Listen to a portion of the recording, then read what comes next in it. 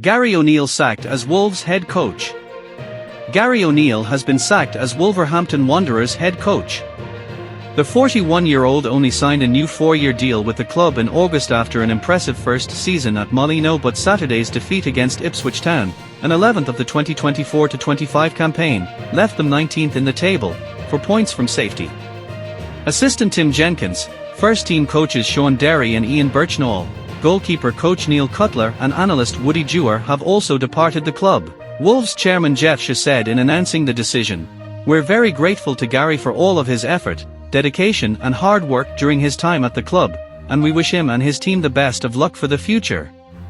The defeat by Ipswich, sealed by a 94th-minute winner from Jack Taylor, comes 5 days after the 2-1 loss at West Ham United on Monday.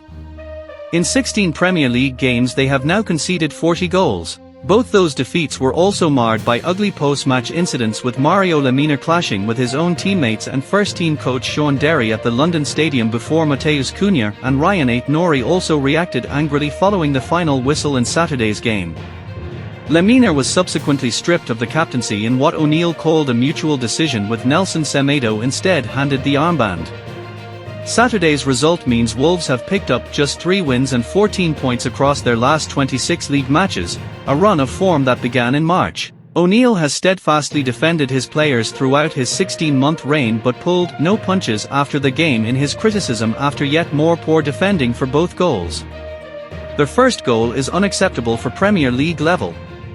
Liam Delap did that a lot when he played under 18s against kids that were 2 foot smaller than him, when he looked like he was playing 2 years up, bashing people out of the way and running through, he said. But that's not acceptable to concede that goal at Premier League level. Liam Delap won't score that goal against any other Premier League team, so that's 2 areas we're really struggling with, and both are really related to physicality and being able to cope with physicality in our defending areas.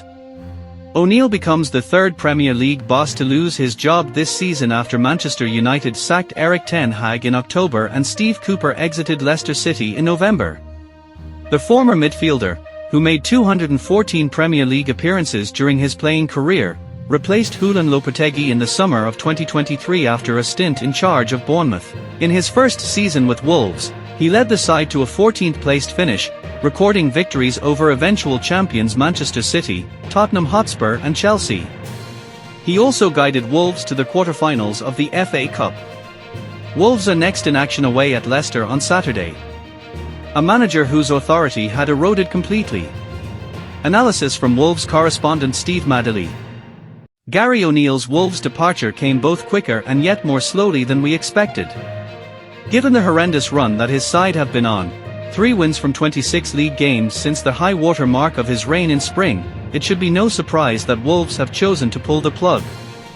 And for the last few weeks, especially after defeats in the crunch games at Everton and West Ham, O'Neill has looked and sounded like a man who knew the game was up and his exit was simply a matter of time. Most managers would have been gone sooner.